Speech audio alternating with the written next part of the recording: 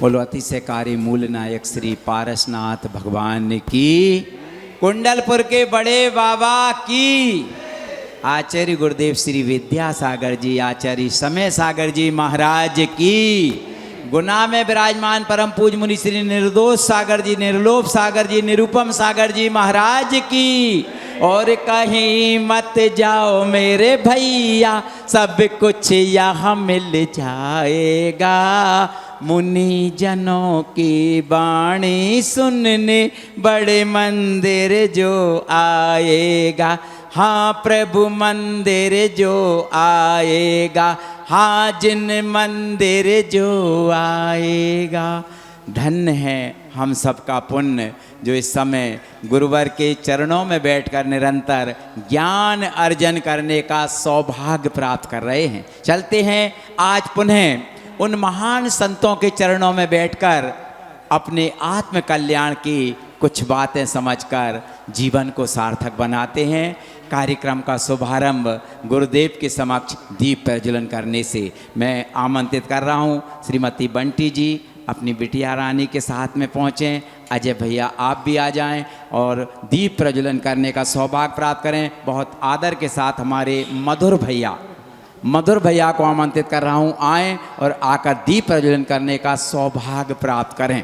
आपका हमेशा समाज के लिए बहुत अच्छे कार्य के लिए जो भी नाटकों में नाटक का चयन होता है, नाटक किए जाते हैं, उसके लिए बहुत अच्छे मार्गदर्शन के रूप में आप समाज के लिए अपना बहुमूल्य समय देते हैं। जोरदार तालियां बजाइए मधुर भाई के सम्मान में। एक निष्कलंक आत्मा जो हमने सागर जेल में जाकर गुना समाज की ओर से किया था, उसमें पूरी अहम भूमिका हमारे मधुर भैया की रही थी। वास्तव में समाज में कुछ ऐसे हीरे होते हैं जिनको तराशने की आवश्यकता होती है। आदरणीय श्री निर्मल कुमार जी झिरिया वाले कृपया पधारें, श्रीफल चढ़ा करके आशीर्वाद प्राप्त करें पूज्य महाराज श्री से। पधारें निर्मल कुमार जी साहब। चलते हैं, आज तृतीया की तिथि है, श्रीफल दें। आज तृतीया की तिथि है और उसमें भी गुरुओं का दिन, गुरुवार। धन्य है आज का दिन। कौन सौभाग्यशाली होंगे जो पूज्य महाराज श्री के हाथों में शास्त्र दान करके महान सौभाग्य को प्राप्त होंगे। किसी का मन बन रहा हो तो कृपया पधारें और शास्त्र दान करने का सौभाग्य प्राप्त करें। श्री निर्मल कुमार जी झिरिया वालों को शास्त्र दान करने के लिए शास्त्र प्रदान करें, शास्त्र दान करने का सौभाग्य प्राप्त करें। और भी किसी की भावना बन रही हो तो शीघ्रता से आकर अवसर का लाभ प्राप्त करें और महान साथी से पुण्य अर्जित करने का सौभाग्य प्राप्त करें। बहुत कम सौभाग्य होते हैं जब हम देव शास्त्र गुरु के समक्ष आकर महान साथी से पुण्य अर्जित करने का सौभाग्य प्राप्त करते हैं। श्रीमती वीरेंद्र कुमार जी किलेदार जी कृपया आएं और आकर साथ दान करने का सौभाग्य प्राप्त करें। आप सोच ही रही थी, बटुआ खोल रही थी, बटुआ खोलने की आवश्यकता नहीं है, हृदय में भावनाएं जागृत करने की आवश्यकता है। पधारें और शास्त्र दान करने का सौभाग्य प्राप्त करें। जोरदार तालियां बजाइए श्रीमती वीरेंद्र कुमार जी किलेदार। उन्होंने 500 के 2 नोट 1000 रुपये की राशि शास्त्र दान में प्रदान की है। जोरदार तालियां बजाइए। और भी किसी की भावना बन रही हो तो कृपया पधारें और पधार कर शास्त्र दान करने का ज्ञान समान न आन जगत में सुख का कारज, ऐसे शास्त्र दान करने का महान सौभाग्य प्राप्त करने का अवसर प्राप्त करें। चलते हैं, समय अपना पूर्णता को प्राप्त होने जा रहा है। और भी किसी की भावना बन रही हो, बाहर से पधारे हुए सागर एवं अन्य स्थानों से बहुत सारे श्रावकगण पधारे हैं। बहुत आदर के साथ जबलपुर से भी हमारे श्रावक श्रेष्ठी पधारे हैं। पधारें जबलपुर वाले भैया जी, श्रीफल चढ़ा करके आशीर्वाद प्राप्त करें। हमारे कमेटी के महान भाव उनका पट्टिका पहनाकर, माला पहना करके सम्मानित करें। हाँ, करिएगा। शास्त्र दान करने का भी सौभाग्य आप प्राप्त कर रहे हैं। मौनिक अनीता जी, हाँ अनीता जी महावीर स्टोर्स परिवार, बहुत बढ़िया। हमारे बाबूलाल जी महावीर स्टोर परिवार की बिटिया रानी पधारे, शास्त्र दान करने का श्रीमती अनीता जी सौभाग्य प्राप्त कर रही हैं। जोरदार तालियां बजाइए उनके सम्मान में। एक ऐसे हमारे समाज के कर्णधार, समाज के वर्षों कोषाध्यक्ष रह करके जिन्होंने समाज को आगे बढ़ाया, ऐसी बिटिया रानी यहाँ पर शास्त्रदान करने का सौभाग्य प्राप्त कर रही हैं। और भी किसी की भावना हो तो शीघ्रता से पधारें ताकि उनको महान साथी से पुण्य अर्जित हो सके। चलते हैं श्रावकाचार के माध्यम से प्रकाश चंद जी, अमित कुमार जी, धर्मनगरी सागर से जिन्होंने शास्त्र दान किए हैं, 2100 रुपये की राशि उन्होंने शास्त्र दान के रूप में देने की घोषणा की है। उनके सम्मान में जोरदार तालियां। लेकिन आप चले गए, आइएगा हमारे कमेटी के राजेंद्र भाई साहब उनको पट्टी का पहना करके सम्मानित करें। कर दिया, हाँ, लेकिन पट्टी का यहाँ क्यों रख दी? सागर तक ले जाइए, ले जा, हाँ, बहुत बढ़िया। जहाँ सुधा सागर जी महाराज का चतुर्मास चल रहा है, ऐसी सागर नगरी से हमारे बीच आए हैं। चलते हैं महामंत्र नमोकार का स्मरण करते हुए श्रावकाचार के माध्यम से हम पुण्य अर्जित करते हैं। नमो अरिहंताणम, नमो सिद्धाणम, नमो आईरियाणम, नमो उवज्झायाणम, नमो लोए सभ्य साहुणम। बोलो पंच परमेष्टि भगवान की। महाराज श्री के युगाले चरणों में नमोस्तु अर्पित करते हुए प्रार्थना करते हैं अपनी अमृतमयी वाणी से सिंचित करने की अनुकंपा करें। नमोस्तु महाराज श्री, नमोस्तु नमोस्तु। सभी 9 बार नमो करुण पढ़ काय सर। प्यारे बंधुओं, ये ग्रंथराज पुरुषार्थ सिद्धि उपाय आपको बहुत अद्भुत लगेगा सुनकर के। केवल आप समय पर आकर के यदि वह सुने। आचार्य अमृतचंद्र महाराज जी, जो कि आचार्य कुंदकुंद महाराज के बहुत महनीय ग्रंथ समय सार, प्रवचन सार, पंचास्तिकाएँ जो हैं, उन पर उन्होंने सबसे पहले संस्कृत टीका लिखी है। तो वो बहुत आध्यात्मिक आचार्य भी हैं। तो एक साथ दूसरी ओर उन्होंने एक श्रावकाचार भी लिखा है। इसको कहते हैं निश्चय और व्यवहार का सुमेल, दोनों को कैसे अपने जीवन में आत्मसात करना है, इसमें बहुत अच्छी तरह से उन्होंने समझाया है। बहुत सरल तरीके से आपको बताया जाएगा, आप ध्यान से सुनने और समझने की चेष्टा करेंगे। यदि द्वादशांग में से, पूरी भगवान की दिव्य ध्वनि में से, पूरे जिनागम में से एक शब्द निकाल दिया जाए तो पूरा द्वादशांग मिथ्या हो जाएगा। ऐसा कौन सा शब्द हो सकता है जिसके निकालने से द्वादशांग, जो कि समुद्र बराबर है, समुद्र की स्याही से पूरे संसार की कलम बनाई जाए वृक्षों की, और पूरे संसार के समुद्रों की स्याही बनाई जाए और उससे साक्षात सरस्वती देवी लिखने बैठ जाए तो वो भी नहीं लिख पाएगी। इतना विस्तृत पूरा द्वादशांग है। और ऐसा कौन सा शब्द है कि जिसके निकाल देने से पूरा द्वादशांग मिथ्या हो जाता है? तो वो है अनेकांत। क्या है? अनेकांत। अनेकांत माने अनेक है अंत जिसमें, अनेक है धर्म जिसमें, उसको अनेकांत कहते हैं। और उस अनेकांत का वर्णन शादवाद के माध्यम से होता है। दृष्टांत के माध्यम से आपको समझाएंगे। अभी पहले अपन कारिका का उच्चारण करते हैं। परमागमस्य जीवम निषिद्ध जात्यंत सिंदुर्विधानम शकल नैविलिशितानां विरोधमथनम नमाम्यनेकांतम। ये आचार्य समंतबद्ध महाराज जी ने सबसे पहले केवल ज्ञान ज्योति को प्रणाम किया है। जिस केवल ज्ञान ज्योति में 3 लोग, 3 काल के सारे पदार्थ एक समय में एक साथ प्रतिबिंबित होते हैं, उस ज्योति को प्रणाम किया केवल ज्ञान को। और केवल ज्ञान को प्रणाम कर लेने पर अनंत चतुष्टय को प्रणाम हो जाता है। अनंत चतुष्टय को प्रणाम कर लेने पर अरहंत भगवान को प्रणाम हो जाता है। और अरिहंत भगवान को प्रणाम कर लेने पर सभी को प्रणाम होता है। ऐसा नमस्कार करने के बाद में आचार्य अमृतचंद महाराज जी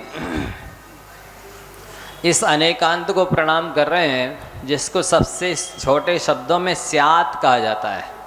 स्यात, स्यात का मतलब होता है कथनचित। कथनचित का मतलब किसी अपेक्षा से कथन करना, विवक्षा से कथन करना। बाकी यदि अपेक्षा और विवक्षा हटा दी जाती है तो कोई भी कथन सर्वथा ना सत्य होता है ना असत्य होता है। तो उन्होंने एक दृष्टांत दिया है। एक गांव में क्या हुआ, हाथी आया। तो बाकी लोग जिनके पास आंखें हैं उनने तो दूर से देख लिया।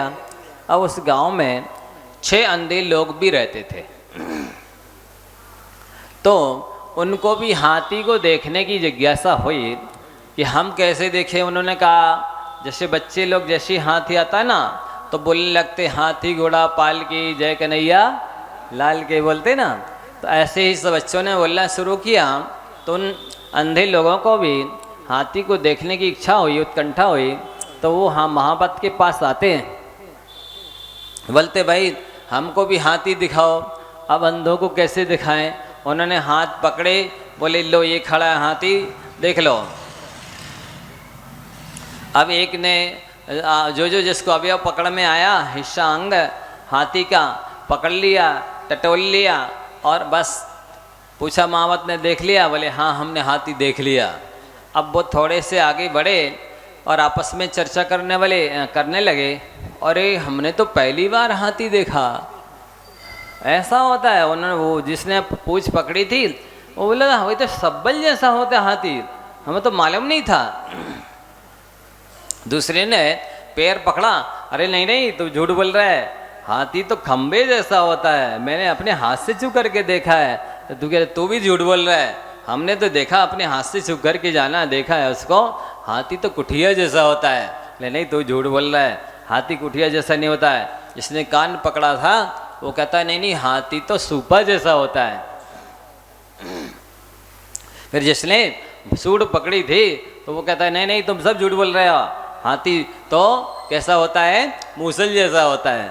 अब 6 लोगों ने 6 अवयव पकड़े और वो आपस में झगड़ने लगे, लड़ाई झगड़ा करने लगे, आपस में बहस विवाद करने लगे। तो अब एक समझदार व्यक्ति था, उसने पूछा क्यों भाई क्या हो गया, आप लोग क्यों लड़ रहे झगड़ रहे हो। तो वो अंधे कहते हैं हम लोग अभी तो हाथी देख के आए और अब ये कह रहा है ऐसा है, ये कह रहा है ऐसा है, हम कैसे माने, हमने तो अपने हाथ से सगे हाथों से देखा है। उस सज्जन ने कहा भाई ऐसा है कि आप लोगों ने जो देखा है, जो छुआ है, हाथी उतना मात्र नहीं है। आप सभी ने जो अंग अवयव देखे, छुए हैं, पकड़े हैं, उन सभी अंगों को अवयवों को मिलाओ तब कहीं हाथी बनेगा। तो ठीक इसी प्रकार से समाज में जो ये लड़ाई झगड़े होते हैं वस्तु अनेकांतमयी धर्म को नहीं समझने की वजह से होते हैं। यदि अनेकांतमयी धर्म को समझ लें, जैसे मान लो एक गिलास में आधा पानी है, अब एक व्यक्ति कह रहा है कि आधा गिलास खाली है, दूसरा कह रहा है आधा गिलास भरा है, बताओ सही क्या है? दोनों सही है। लेकिन देखो दोनों सही हो सकते हैं क्योंकि अपेक्षा से कथन किया जा रहा है, लेकिन जो कह रहा है आधा गिलास भरा है उसकी दृष्टि पॉजिटिव है, सकारात्मक है, और जो कह रहा है आधा गिलास खाली है उसकी दृष्टि नेगेटिव है, नकारात्मक है। तो जिसकी दृष्टि नेगेटिव होती है वो सदैव हताश, उदास, निराश होता है, लेकिन जिसकी दृष्टि पॉजिटिव होती, सकारात्मक होती है, वो सदैव आशावान होता है, उत्साहित होता है, और उसका काम नहीं की अपेक्षा तो कुछ अंशों में बनता ही रहता है। तो इसलिए आप सभी से हमारा कहना है कि आप आधा गिलास खाली मत देखें, क्या देखें, आधा भरा है, ऐसा देखना शुरू कर दें। इसी तरह से किसी में यदि गुण है तो उन गुणों को देखें, अवगुणों को देखकर यदि अवगुणों को देखते हैं तो उस व्यक्ति से घृणा, ईर्ष्या, नफरत, द्वेष, बैर, विरोध इत्यादि उत्पन्न होते हैं।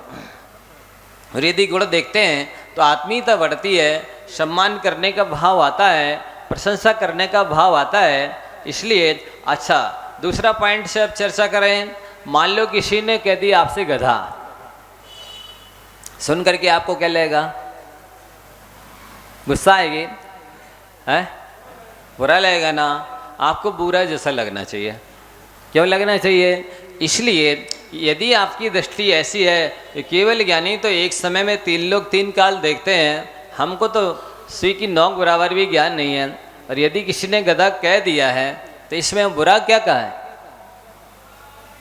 बोलो, साधु को कोई कह देता है ए लुच्चा जा रहा है, तो हाँ, साधु क्या विचार करते हैं? हम किसों का लॉन्च ही तो करते हैं, ये सही तो कह रहा है, गलत क्या है इसमें? तो ऐसा विचार करते हैं तो बुरा लगने की बात ही नहीं है, वो तो बुरा जैसा लगता है। किसी वक्त प्राय करके जब बिहार करते हैं ना, रास्ते में छोटे मोटे गांव पड़ते हैं, अनेक तरह के लोग होते हैं, ए नंगा जा रहा नंगा जा रहा, तो सही तो कह रहा है, कपड़े थोड़े पहने हैं, कपड़े नहीं पहने इसलिए नंगा कह रहा, इसमें बुराई की बात क्या है? किसी ने कहा निपोरा है, नी माने नहीं है, पोर यानी गाढ़ है जिसके अंदर, वो निपोर यानी सरल व्यक्ति माना जाता है। बताइए, यदि इस तरह से अर्थ अपन लगाते हैं, इसी को बोलते अनेकांत, जिसमें अनेक अंत हैं, अनेक धर्म हैं। जैसे मान लो 100 ग्राम मिश्री है, अब उसमें बताइए स्पर्श कितने ग्राम है, रस कितने ग्राम है, वर्ण कितने ग्राम है? 4 है ना, स्पर्श रस गंध वर्ण। कितने ग्राम है? 100 ग्राम। बोलो तो कितने हैं? 100 ग्राम फिटकरी है तो स्पर्श 100 ग्राम है कि उसका 50 का 50 25 ग्राम है। 25 ग्राम स्पर्श, 25 ग्राम रस, 25 ग्राम गंध, 25 ग्राम वर्ण, ऐसा है? बोलो तो कितना है? 100 ग्राम स्पर्श, 100 ग्राम रस, 100 ग्राम गंध, 100 ग्राम वर्ण, तो क्या 200 ग्राम 400 ग्राम है? तो क्या है बताइए? जो प्रदेश स्पर्श का है वही प्रदेश रस का है, वही प्रदेश गंध का है, वही प्रदेश वर्ण का है, इसलिए 100 ग्राम होते भी सभी 100 ग्राम है। आप समझ रहे हैं? इसको बोलते अनेकांत, और इसको कथन करने वाली जो शैली है उसको बोलते स्यादवाद। यदि ये जीवन में आ जाए तो सारे झगड़े सुलझ जाएं। वस्तुतः झगड़ा ना समझने की निशानी होता है। लोग अभिप्राय नहीं समझते हैं और आपस में झगड़ने लगते हैं। तो ये जो विवाद होते हैं वो इस अनेकांत को नहीं समझने की वजह से होते हैं, स्यादवाद को नहीं समझने की वजह से होते हैं। जैसे आपको कह दिया कि आप संसारी हैं, तो ठीक है, जैन सिद्धांत में 2 नए माने गए हैं, एक व्यवहार एक निश्चय। मिट्टी के घड़े को मिट्टी का घड़ा कहना व्यवहार है, और उसमें घी रखा जाता है इसलिए घी का घड़ा कह देना नहीं। मिट्टी के घड़े को मिट्टी का घड़ा कहना निश्चय है, और घी रखा जाता है इसलिए उसको घी का घड़ा कहना व्यवहार है। ये 2 नए हैं, इसमें झगड़ा है ही नहीं। तो आपको यदि संसारी कहा गया है, आप वर्तमान में कर्मों से सहित हैं, राग देश से सहित हैं, इसलिए संसारी कह दिया तो कोई बाधा नहीं है, और आप तो सिद्धों के समान हैं, सिद्ध भगवान के समान हैं, ऐसा बोल दिया जाता है तो भी कोई बाधा नहीं है। क्योंकि निश्चय नहीं कहता है कि वास्तव में जिसमें सिद्ध बनने की क्षमता है वो सिद्ध है, सिद्ध के समान है निश्चय नहीं से, तो इसमें कोई बाधा आती नहीं है। तो आपको जो कुछ भी कह दिया जाए, यदि आपको अनेकांत और शादवाद आता है तो लड़ाई झगड़े की कोई बात होती नहीं है, कहीं से कहीं तक कोई विवाद होता नहीं है। लोगों को ये विवक्षा लगाना नहीं आती है, अभिप्राय समझते नहीं है और लड़ाई झगड़ा करने लगते हैं। प्रत्येक द्रव्य में अनंत गुण धर्म होते हैं। उन अनंत गुण धर्मों को बताने के लिए इतने ही दृष्टिकोण चाहिए पड़ते हैं, इतने ही अभिप्राय चाहिए पड़ते हैं, इतने तरह की विवक्षा शैली अपनानी होती है, तब कहीं उस वस्तु का सर्वांगीण कथन होता है। जैसे मंदिर जी है, अब कोई फोटोग्राफर सामने का पोज ले ले तो क्या ये सामने का पोज मात मंदिर है? यदि सर्वांगीण मंदिर को समझना है तो उसके चारों तरफ के भीतर बाहर के सारे फोटो लेना होंगे ना, तभी मंदिर होगा। इसी को बोलते अनेकांत, और इसको कथन करने वाला जो शैली है उसे बोलते शादवाद। तो अब आप लोगों को सरल भाषा में समझाते हैं, कुछ पॉइंट दिए जाते हैं, आप इनके बारे में विचार करेंगे तो आपके जीवन का उत्थान होगा, उन्नति होगी, भविष्य उज्जवल होगा। प्राय करके करने वाले कम हैं और सोचने वाले ज़्यादा हैं। तो आचार्य कहते हैं मंजिल उन्हीं को मिली है, मंजिल उन्हीं को मिली है जिनके सपनों में जान होती है। मंजिल उन्हीं को मिली है या मिलती है जिनकी सपनों में जान होती है। पंखों से कुछ नहीं होता, हौसलों में उड़ान होती है। इसी तरह से केवल सोचने से मंजिल नहीं मिलती, चलना पड़ता है, पुरुषार्थ करना पड़ता है, तब सफलता मिलती है। प्राय लोग सोचते रहते हैं और करते नहीं हैं। जैसे जंगल में शेर सोया हो तो उसके मुंह में अपने आप मृग नहीं चला जाता है, उसे भी पुरुषार्थ करना पड़ता है।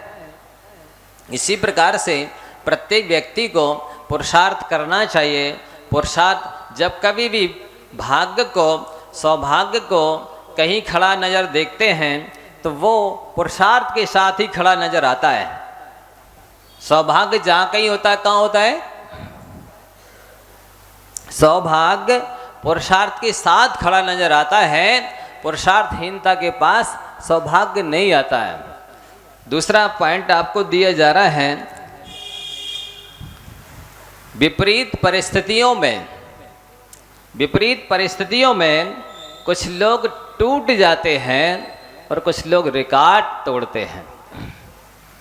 विपरीत परिस्थितियों में कुछ लोग टूट जाते हैं और कुछ लोग रिकॉर्ड तोड़ते हैं। पर टूट वो जाते हैं जो पहले मन से हार जाते हैं, और रिकॉर्ड वो तोड़ते हैं जो मनोबल को बना के रखते हैं, अपने आत्मविश्वास को बना के रखते हैं, अपने विल पावर को, इच्छा शक्ति को बनाकर रखते हैं।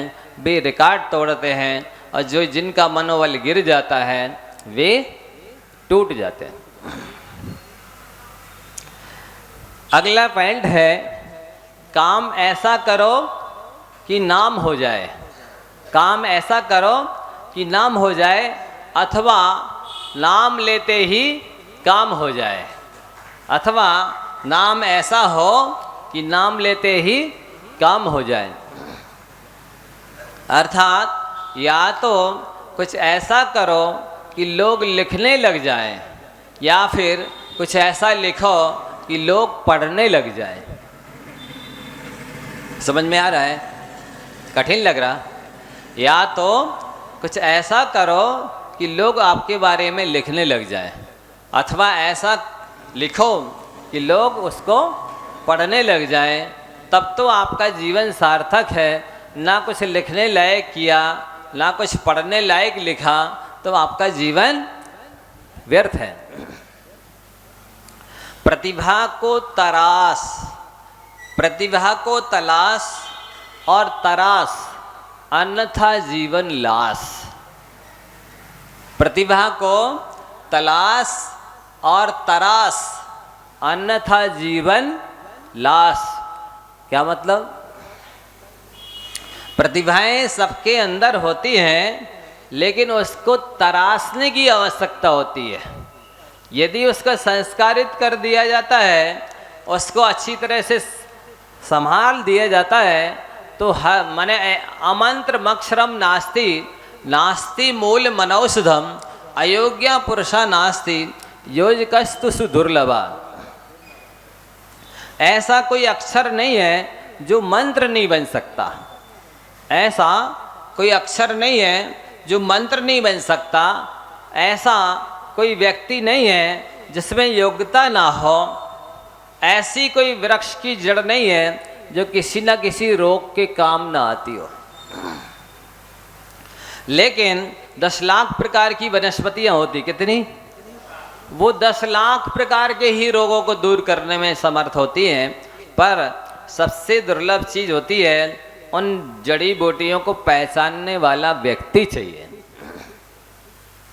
ये कौन से वृक्ष की जड़ किस रोग को दूर करती है, उसको पहचानने वाला व्यक्ति दुर्लभ होता है। इसी तरह से मंत्र, अक्षरों में मंत्र बनने की क्षमता है, लेकिन उन अक्षरों को मंत्र के रूप में गुंफित करने वाले व्यक्ति की कमी होती है। वस्तुतः मंत्रों में तो शब्द ब्रह्म है, उसके अंदर क्षमता तो असीम होती है।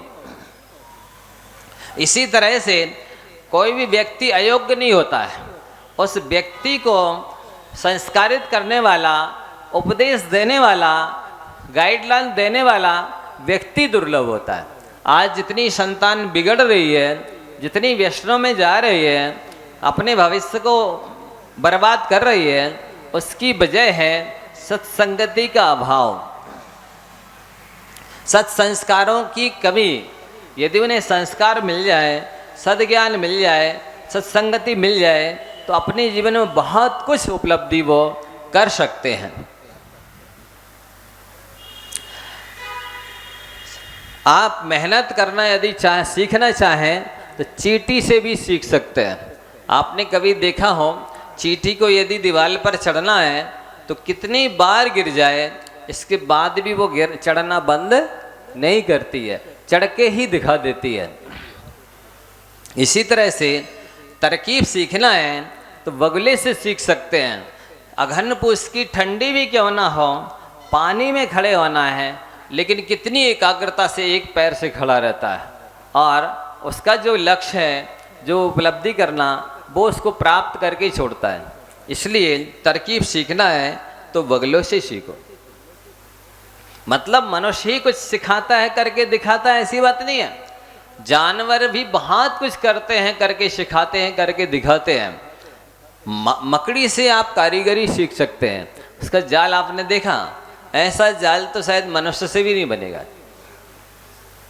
तो ये कारीगरी आप मकड़ी से सीख सकते हैं और इसको सीख करके विकास के अंतिम क्षण तक पुरुषार्थ करते रहना चाहिए। वस्तुतः ये कर्म भूमि है, कर्म भूमि में कर्म करने पर ही व्यक्ति को सफलता मिलती है। भोग भूमि में कुछ करना नहीं होता है, वो तो यहाँ से जो पुरुषार्थ करके जाते हैं, पुण्य लेके जाते हैं, तो वहाँ तो सारा सिस्टम जमाया मिलता है, सारी व्यवस्था मिलती है, सारे भोग की सामग्री मिलती है, वहाँ केवल भोग करना होते हैं। लेकिन ये कर्म भूमि है, यहाँ तो व्यक्ति को कर्म ही पूजा समझना चाहिए। कर्म करना ही सच्चे मायने में पूजा करना है। यदि आप अपने कर्तव्य का पालन नहीं करते हैं, कर्मण्यहीनता रखते हैं, तो निंदनीय माने जाते हैं। फिर इसके बाद में जीवन का अंतिम क्षण सुधारना है, तो आपको जीवन के प्रत्येक क्षण को सुधारना चाहिए। और यदि व्यक्ति अपना जीवन उज्जवल बना लेता है तो उसका भविष्य भी उज्जवल नियम से बनता है। जिसका वर्तमान ही गंदा है, उसका भविष्य तो गंदा है ही। इसका वर्तमान निंदनीय है, उसका भविष्य तो निंदनीय होता ही है। इसलिए वर्तमान को संभालो तो भविष्य अपने आप संभल जाता है। फिर आपके पास में 3 बल हैं, 3 प्रकार की शक्तियां हैं। मनोबल, वचन बल, काय बल। सोचना आश्रव है, आप बिना सोचे रह नहीं सकते। इसलिए ऐसा सोचो जिससे कि आपका भी भला हो और प्राणियों का भी भला हो।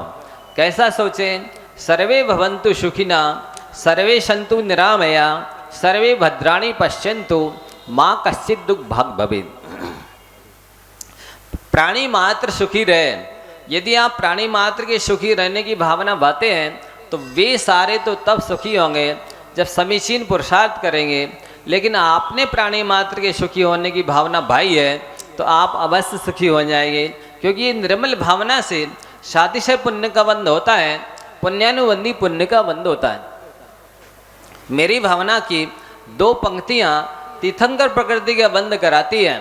सुखी रहे सब जीव जगत के, कोई कभी ना घबरावे, वैर पाप अभिमान छोड़ जग, नित्य नए मंगल गावे। तो ये भावना आपको भावना चाहिए, अन्यथा परिणाम निर्मल नहीं होंगे तो परिणाम का दूर साथ रिजल्ट भी होता है, फल भी होता है, वो भविष्य में अच्छा नहीं होगा। भाव बिगाड़ने पर भाव नियम से बिगड़ता है और भाव सुधारने पर भाव नियम से सुधरता है।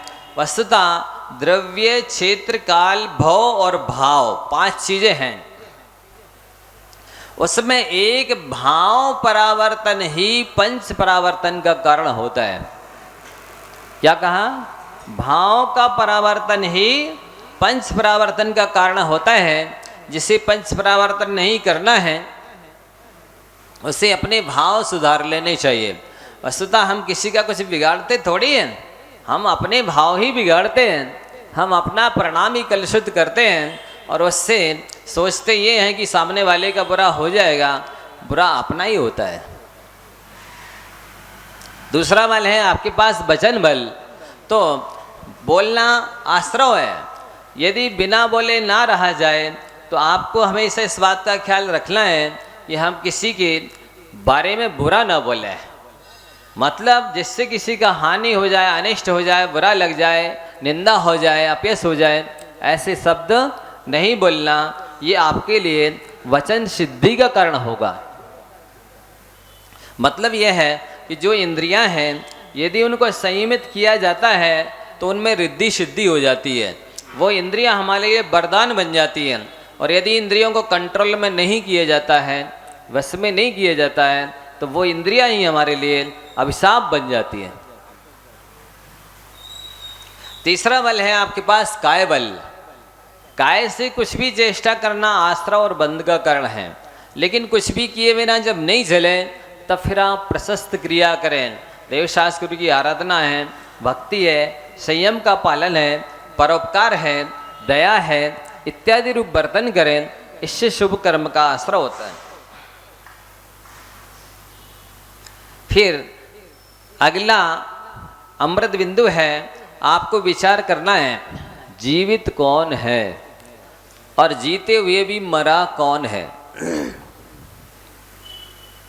जीवित वह है जिसका मस्तिष्क ठंडा है।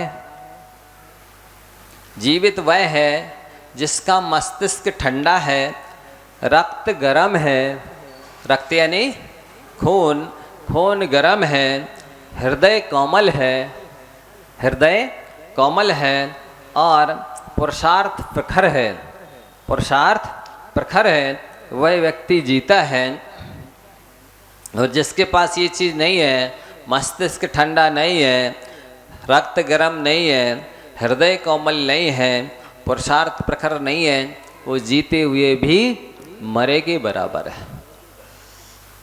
इसके बाद कहते हैं नेक बनने के लिए, नेक बनने के लिए व्यक्ति को उतना पुरुषार्थ करना चाहिए जितना वो खूबसूरत दिखने के लिए करता है। नेक बनने के लिए व्यक्ति को उतना पुरुषार्थ करना चाहिए जितना वो खूबसूरत दिखने के लिए करता है। जितना खूबसूरत दिखने के लिए पुरुषार्थ करता है, यदि वो नेक बनने के लिए करे तो निश्चित ही एक नेक इंसान बन सकता है। अगला है, अगर आप आलसी हैं तो अकेले में न रहें, और यदि अकेले में हैं तो आलसी न बने। आलसी हैं तो अकेले में न रहें, और अकेले में रहते हैं तो आलस न करें, आलसी न बने। अन्यथा आलस ही मौत है और उत्साह रखना, उत्कंठा रखना, पुरुषार्थ करना, उद्यम करना ही अमरता का कारण है। आगे अमृत बिंदु है, अपना आदर्श उपस्थित करके ही दूसरों को सच्ची शिक्षा दी जा सकती है। पहले का ज़माना था जब लोग उपदेश देकर के बच्चों को, परिवार के लोगों को व दूसरों को समझाते थे, लोग समझ जाते थे। आज का ज़माना ऐसा नहीं है कि आप किसी से कुछ कहें और वो सुनकर के मात्र आपकी शिक्षा ले ले और उस पर अमल कर ले, ऐसा संभव नहीं है। आज आवश्यकता किस चीज़ की है कि आप खुद करके दिखाएं, क्योंकि सामने वाला ये पूछता है कि यदि शिक्षाप्रद बात है, इसे हमें अपने जीवन में उतारना चाहिए, तो आप करके क्यों नहीं दिखाते। एक बार एक पिता ने अपने बेटे से कहा, बेटा धूम्रपान नहीं करना चाहिए। बच्चे ने ध्यान नहीं दिया। जब उससे 2-4 बार कहा गया तो पिता स्वयं धूम्रपान करते थे। बच्चे ने पूछ ही लिया, पापा क्यों नहीं करना चाहिए। पापा को गुस्सा आई, झुझला कर बोले, अरे आंखें फूट जाती है। बच्चा कहता है, पापा आपकी तो अभी तक नहीं फूटी। तो अब आप क्या उत्तर देंगे बताइए। जिस काम को आप स्वयं करते हैं वो आप यदि किसी को मना करेंगे तो वो नहीं मानने वाला। एक बार कहते हैं गांधी जी के पास कोई अम्मा आई और बोली, बाबा हमारा बेटा गुड़ खूब खाता है, आप इसका त्याग करा दीजिए।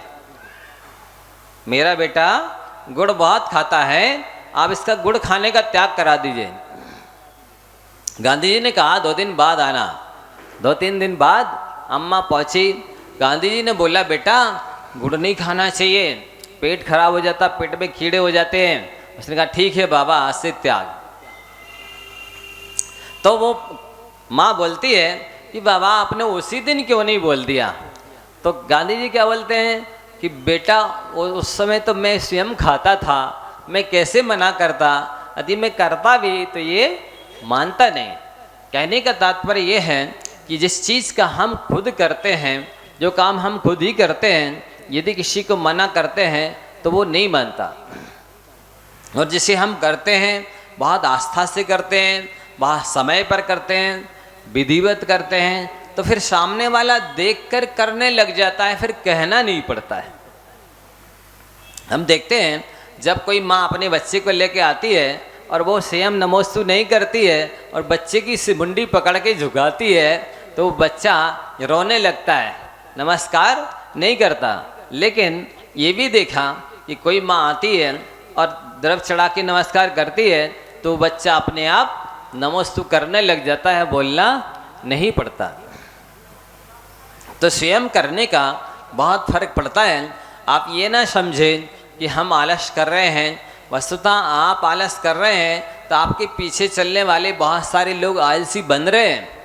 आपको देख कर के वे भी वैसा ही करना सीख रहे हैं। तो आपका कर्तव्य है, आपका उत्तरदायित्व है कि हर व्यक्ति वास्तव में अपनी संतान को, अपने वंश को, अपनी परंपरा को बहुत बड़ी चीज़ देके जाता है।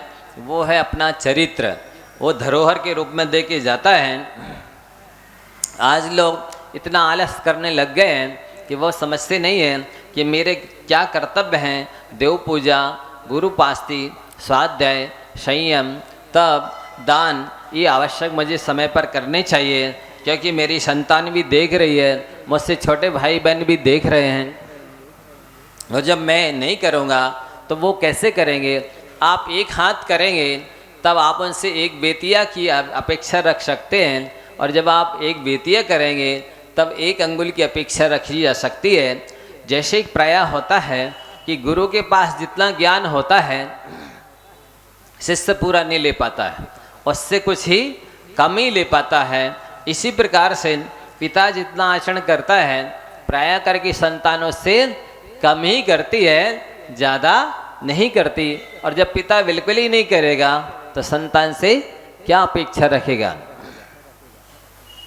इसलिए आप नेक अपना आदर्श उपस्थित करके ही दूसरों को सच्ची शिक्षा दे सकते हैं। और ये आपका कर्तव्य है, फर्ज है, उत्तरदायित्व है, आपको करना चाहिए। वस्तुतः आप उसके लिए आदर्श हैं, आप उसके लिए पूज्य हैं, आप उससे बड़े हैं। इसलिए आप ऐसा नहीं समझे मेरा कोई अस्तित्व नहीं है, मेरी कोई कीमत नहीं है, हमें कौन देख रहा है, हमको कौन सुन रहा है, हमारा कौन अनुसरण कर रहा है। ऐसा नहीं है। लोग देखते हैं, सुनते हैं, अनुसरण करते हैं। एक जगह हम लोग का प्रवास था, अब नाम लेना ठीक नहीं, तो वहाँ एक सज्जन चैन स्मोकिंग करते थे। एक सिगरेट बुझ नहीं पाई, उन्होंने फेंकी और दूसरी फिर जला ली। तो स्थिति ये हुई कि जो आसपास के छोटे छोटे बच्चे देखते थे उनको लगा इसमें कुछ तो होगा, ये बाबा जी इतनी सिगरेट पीते हैं, तो वो जो है वो क्या बोलते हैं, वो बॉल आती ना काय की, राजगिर की किस चीज़ की, जो पोली रहती है, तो उस हाँ मतलब जो भी बोलते हैं बॉल कहते हैं, लता, तो उसकी वो बच्चे, हाँ कद्दू वगैरह की, उससे वो पीना सीख रहे थे और बाद में धीरे धीरे भी चोरी करना सीख गए और वो भी चोरी से सिगरेट खरीद के पीने लग गए थे, क्योंकि उनको लगता था इस इतनी लगातार सिगरेट पीते हैं, इसका मतलब कुछ तो इसमें होगा, अपन को भी पी के देखना चाहिए। तो आपको पता नहीं रहता है कि मेरी चर्या चेष्टा का कोई अनुसरण कर रहा है, देख रहा है, सीख रहा है। वस्तुतः आपसे जो छोटे छोटे बेटा बेटी इत्यादि होते हैं वे सभी देखते हैं, सीखते हैं, इसलिए आप सबका कर्तव्य है कि ऐसा कोई व्यसन, ऐसी कोई गलत आदत ना पालें कि जिससे उन बच्चों में भी वो चीज़ आ जाए। अगला, कर्म से ही इंसान की पहचान होती है। कर्म से ही इंसान की पहचान होती है। अच्छे कपड़े तो कपड़े की दुकानों पर बेजान पुतलों को भी पहना दिए जाते हैं। अच्छे कपड़े तो कपड़े की दुकानों पर बेजान पुतलों को भी पहना दिए जाते हैं। कई बार उनको सजा भी दिया जाता, चश्मा लगा दिया, ये घड़ी पहना दी, टोप लगा दिया, जूते मोजे पहना दिए, तो इससे कोई महान नहीं हो जाता है। इस तरह प्राय करके लोगों की धारणा है, अच्छे सूट वूट पहन लिए, टाई लगा ली, चश्मा लगा लिया, पेन लगा रख लिया, मोबाइल ले लिया, अब बाबू साहब बन गए। हम आपसे पूछना चाहते हैं, एक बहुत सुंदर गाय है, अच्छी पूंछ है, अच्छे सींग है, अच्छा कलर है, गले में घंटा भी बंधा है, बताओ आप लोग दूध नहीं देती, कितने में खरीदोगे? हैं? आधे में, आधे से आधे में, फ्री में भी नहीं खरीदेंगे, गौशाला भी नहीं भेजेंगे, रोड पे कितनी घूम रही है। कहने का तात्पर्य, जैसे गाय का रंग रूप पूंछ सींग घंटा नहीं बिकता है, गाय का दूध बिकता है। इसी प्रकार से व्यक्ति का रंग रूप वस्त्र नहीं बिकते, आदर सम्मान ड्रेस का नहीं होता है, एड्रेस का नहीं होता है, गुणों का सम्मान होता है। इसलिए अपने जीवन में गुणों की वृद्धि करनी चाहिए, गुणों को बढ़ाना चाहिए। गुणों से ही गरिमा आती है, गुणों से ही सुख शांति मिलती है। गुण के गाहक सहस्र, बिन गुण लहे न कोय। गुणों के ग्राहक हजारों होते हैं, बिना गुणों के तो व्यक्ति की पूछ होती नहीं है। बिना गुणों की, जैसे कौआ मंदिर के शिखर पर बैठ जाए तो बड़ा नहीं हो जाता है, इसी प्रकार से व्यक्ति कुर्सी पर बैठ जाए, किसी पद पर पहुंच जाए, लेकिन अंदर में गुण नहीं है, योग्यता सभ्यता नहीं है, तो उस व्यक्ति का आदर सम्मान नहीं होता है, स्वर्ग मोक्ष का अधिकारी नहीं होता है। हाँ, यदि योग्यता है तो व्यक्ति कहीं पर भी रहे उसकी पूजा होती है। जैसे कमल होता है, हजारों लाखों कांटों के बीच में रहता है। कमल हजारों लाखों कांटों के बीच में रहता है, लेकिन आप उसका अपनी योग्यता है, व्यक्तित्व है, खूबसूरती है, तो लोग उसे दूर से ही देखकर आनंदित होते हैं और फिर कांटों की परवाह किए बिना भी उसे लेने के लिए चले जाते हैं। तो हमारा आपसे कहना है, जब गुलाब फूल इतने सारे कांटों के बीच में रहकर खिल सकता है, आपको खिलखिला सकता है, मुस्कुरा सकता है, तो आपके पास चारों ओर तो इतनी प्रतिकूलताएं नहीं होंगी। बोलिए, कमल के चारों ओर जैसे हजारों कांटे हैं, क्या इतनी प्रतिकूलताएं हैं आपकी चारों ओर? वो रह करके इतनी योग्यता अपनी विकसित कर सकता है, आपके आनंद नेत्रों को आनंद दे सकता है, आपके पास तक खुशबू भेज सकता है। क्या आप नहीं दूसरों को आनंदित कर सकते हैं? क्या आप नहीं दूसरों तक को सुख शांति पहुंचा सकते हैं? क्या आप इतनी विषम परिस्थिति में रहकर सामने वाले को प्रभावित आकर्षित नहीं कर सकते? कमल अपने पास बुला लेता है, लोग कांटों के लगने की परवाह किए बिना उसके पास चले जाते हैं, और उसको निकाल भी लेते हैं। तो इसी तरह से हमें भी अपने जीवन को कमल की तरह आकर्षित, प्रभावक, सौंदर्य युक्त बनाना चाहिए कि अपन किसी के काम आ सके। कमल ने इतनी प्रतिकूलता में अपना ऐसा व्यक्तित्व बनाया कि लोगों के काम आया और लोगों ने उससे काफ़ी लाभ लिया। इसी तरह से इतनी प्रतिकूलताएं तो आपको लोगों के पास अभी नहीं है कि आप इतना कुछ भी ना कर सकें, व्यस्तता रोना मिट जाए। हम लोग क्या करते हैं, जो चीज़ नहीं है उसके लिए रोते रहते हैं, पर जो चीज़ है उसका सदुपयोग नहीं करते हैं और उनको अभाव खटकता रहता है, उसके लिए रोते रहते हैं कि ये चीज़ और होती तो बहुत अच्छा होता। पर जो है उसका सदुपयोग करके लाभ उठा लें, दूसरों के भी लाभ पहुंचा दें, ये लोगों की कमी रहती है। तो रोना मिट जाए। जो है प्राप्त ही पर्याप्त है। एक सूत्र लिख लीजिए, प्राप्त ही पर्याप्त है। जो है हमारे पास हम उसमें ही खुश रहेंगे, आनंदित रहेंगे, संतुष्ट रहेंगे और हम भी संतुष्ट रहेंगे। हमारे आसपास जो लोग हैं उन्हें भी हम खुश रखेंगे, संतुष्ट रखेंगे। तब तो आपकी कोई विशेषता है कि आप कड़वाहट पी करके भी वातावरण को मधुरता प्रदान करते हैं। कड़वाहट पी करके भी वातावरण को मधुरता प्रदान करना, ये आपकी व्यक्तित्व की महनीयता मानी जाएगी। कि आप दूध पी करके जहर उगलते हैं, ये थोड़ी आपकी महनीयता है। पीते तो दूध हैं और पर उगलते जहर हैं। आपको गाय की तरह होना चाहिए, रूखा सूखा घास खा करके भी अमृत जैसा दूध देती है।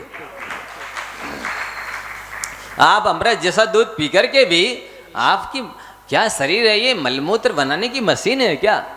हाँ, केवल मलमूत्र बनाते रहते हैं। इतने अच्छे अच्छे आइटम व्यंजन खा खा करके भी रोते रहते हैं। ये नेगेटिव विचारधारा का परिणाम है, नकारात्मक सोच का परिणाम है कि अच्छा खा करके भी बुरा सोचते हैं, अच्छा खा करके भी बुरा करते हैं, अच्छा खा करके भी बुरा बोलते हैं। मीठा नहीं खाएंगे तो चलेगा, पर मीठा नहीं बोलेंगे तो नहीं चलेगा। अगला पॉइंट है, दीपक बोलता नहीं है, उसका प्रकाश उसका परिचय देता है। महान वो लोग होते हैं जो अपने मुंह से अपनी प्रशंसा नहीं करते हैं। इंद्र भी यदि अपने मुंह से अपनी प्रशंसा करे तो वो भी निंदा का पात्र हो जाता है, तृण से भी लघु गिना जाता है। इसलिए कभी भी अपने मुंह से अपनी प्रशंसा नहीं करना। बॉडी लैंग्वेज, अपने पुरुषार्थ के द्वारा अपना परिचय दो। मतलब पात्रता से परिचय दीजिए, परिचय पत्रों से नहीं। परिचय पत्रों से नहीं, पात्रता से अपना परिचय दीजिए, योग्यता से अपना परिचय दीजिए। आप जिह्वा को मत बोलने दीजिए, जीवन को बोलने दीजिए। जिह्वा को मत बोलने दीजिए, जीवन को बोलने दीजिए। जीवन भी बोलता है, बॉडी लैंग्वेज भी बहुत कुछ बोलती है, साइकोलॉजी भी बहुत कुछ बोलती है, आपकी आंखें भी बहुत कुछ कह देती हैं बंधुओं। इसलिए मान रहो, बोलना अच्छा नहीं माना जाता। तो ज़्यादा बोलता है, बिछिया बोलता है तो उसको महिलाएं पैरों में पहनती हैं, हार बोलता नहीं है तो उसको गले में पहना जाता है। इसलिए आप गले में विराजमान शोभायमान हो गए, पैरों के बिछिया की तरह आपकी स्थिति ना हो, रौंदे ना जाएं, ये इसलिए आप कम से कम बोले। परिचय देना है तो पात्रता से दें, परिचय पत्रों से नहीं। दीपक को बोलना नहीं पड़ता है कि देखो मेरी क्या विशेषता है, मैं सारे अंधकार को दूर भगा देता हूँ, एक एक पदार्थ को प्रकाशित कर रहा हूँ, मेरे उजाले में सारी दुनिया काम कर रही है। बोलता है दीपक? नहीं बोलता, लेकिन उसकी उपयोगिता को सब समझते हैं और उसको अपने पास में, अपने साथ में सदैव रखते हैं। कुछ कर गुजरने के लिए मौसम की नहीं, मनः संकल्प की आवश्यकता होती है। कुछ कर गुजरने के लिए मौसम की नहीं, मनः संकल्प की आवश्यकता होती है।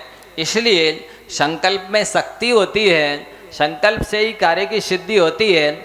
शरीर से कार्य कम होते हैं, मन से ज़्यादा होते हैं। तब आप क्या करें? शुरू में वह काम कीजिए जो आवश्यक है। शुरू में वह काम कीजिए जो आवश्यक है, फिर वह काम कीजिए जो संभव है। शुरू में वह काम कीजिए जो आवश्यक है, बाद में वह काम कीजिए जो संभव है। फिर आप देखेंगे कि आप ऐसा काम भी करने लग गए जो असंभव था। अंत में 100 काम छोड़ करके स्नान कीजिए, 100 काम छोड़ करके स्नान कीजिए, 1000 काम छोड़ करके भोजन कीजिए। 100 काम छोड़कर स्नान कीजिए, 1000 काम छोड़कर भोजन कीजिए, लाख काम छोड़कर पूजन कीजिए और करोड़ काम छोड़ करके सत्संगति कीजिए। आपका जीवन मंगलमय बनेगा। ऐसी भावना के साथ बहुत सारी बातें बताना है, समय चूँकि हो गया है, उसकी अपनी सीमा है, इसलिए यहीं पर विराम लेते हैं। बोली द्वाशांग जिनमणि माता की जय। आचार्य भगवंत गुरुवर श्री विद्यासागर जी महाराज की। पूज्य मुनि श्री निर्लोभ सागर जी महाराज की। महान भाव, बस 2 दिन बीच में है। आज आखिरी तारीख है। आप यदि वहाँ जाना चाहते हो खजुराहो, तो कृपया अपनी भावनाएं 1000 रुपये की राशि के माध्यम से व्यक्त करें ताकि आपकी सीट सुरक्षित हो सके। 25 तारीख को रात्रि 9 बजे सब लोग प्रस्थान करेंगे खजुराहो के लिए। 26 तारीख को पूरा दिन आचार्य समय सागर जी महाराज के चरणों में बिताने का सौभाग्य गुना समाज को प्राप्त होगा। आप सभी से अनुरोध है, जिनके पास अपनी निजी वाहन है, पुनः कह रहा हूँ, वे अपने गुना के गैरेज की शोभा न बढ़ाकर खजुराहो के सौंदर्य की शोभा बढ़ाएं ताकि आपकी गाड़ी भी सुसज्जित और मंगल में हो जाए। चलते हैं इसी भावना को लेकर। 1 तारीख को पूज्य महाराज श्री के आशीर्वाद से आदिनाथ जनालय का मंगल कलश स्थापना पाठशाला का कार्यक्रम आयोजित किया गया है। यहाँ महाराज श्री अपनी कक्षा के उपरांत वहाँ पर पहुँचेंगे। ठीक लगभग 8 बजे से वहाँ कार्यक्रम प्रारंभ हो जाएगा।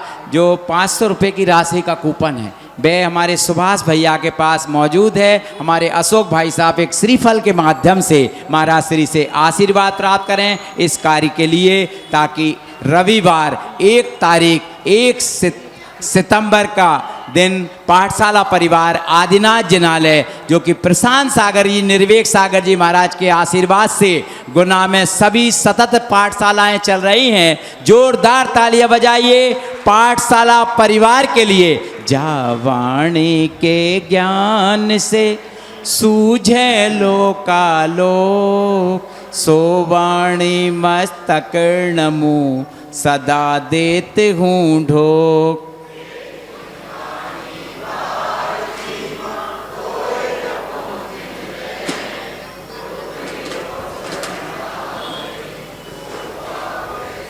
देव भजो अरिहंत को, गुरु सेवो निर्ग्रंथ, दया धर्म पालो सदा, यही मोक्ष का पंथ। 9 बार नमोकार।